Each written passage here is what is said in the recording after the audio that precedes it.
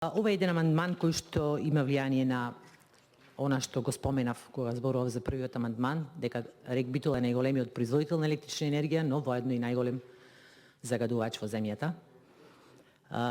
Имено во 2010 година на блок 1 и во 2011 година на блок 2, 2012 на блок 3 се изврши дополнителна модернизација на агрегатите и моќта се подигна за 8,33 мегавати по агрегат.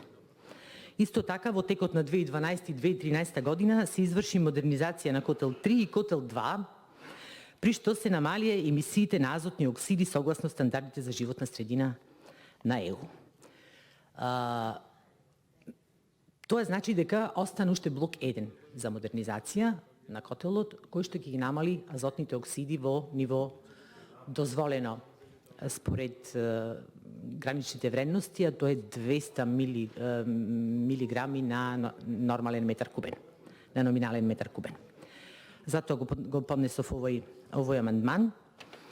Мерењата кои што сега се прават во РЕК Битола покажуваат дека на блок 2 и блок 3 има сосема мали отстапувања на азотните оксиди во рамки на дозволените толеранции, додека на блок 1 се уште тие податоци покажуваат повишено ниво на азотни оксиди.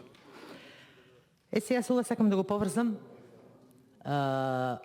со нешто што е поголем проблем, а тоа е сулфур диоксидот. Сулфур диоксидот е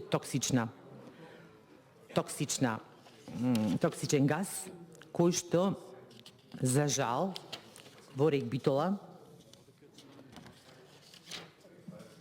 го има во енормни количини. Согласно Организацијата за заштита на животна средина Bankwatch Network, 4 држави од овој регион, Македонија, Косово, Србија и Босна и Херцеговина, имаат огромни вредности на емисиите на сулфур диоксид и тоа 5 до 6 пати повисоки од она што е предвидено како обврска за државите во договор со енергетската заедница на ЕУ. Во Македонија, РЕК Битола и понатаму е главен носител на загадувањето и тоа термоелектраната произведува 53.000 тони сулфур диоксид, што е 6 пати повеќе од дозволеното. Дополнително, од битолскиот гигант излегли 3.470 тони прашина, што е 3 пати повеќе од дозволеното. Ево ви го кажувам, заради тоа што едно од главните ветувања во планот за живот беше дека подхитно ќе се започне со реконструкција и модернизација на електростатските филтри, кои што треба да ја намалат количината на прашина, која што според ЕУ е 3 пати повисока, а потоа да продолжи процес на десулфуризација. И во 2016 година направена една студија од една реномирана компанија што се вика Рудис, каде што детално бе објаснети сите можни начини како тоа може да се изведи. И тоа беше најголемото ветување на СДСМ во планот за живот во 2016. За жал, до ден денес не е реализирано. 2 пати се отвараа јавни набавки, 2 пати се поништија. И сега добро, јавна набавка може да се направи некој технички пропуст, меѓутоа што е индикативно? Тоа што различни функционери различни информации кажуваат. Излегува еден функционер. 9 беа понудувачи, сега со 7 ќе продолжиме да разговараме. Излегува друг на истава тема. Сега со 3 ќе правиме муавет. Излегува трет со 6.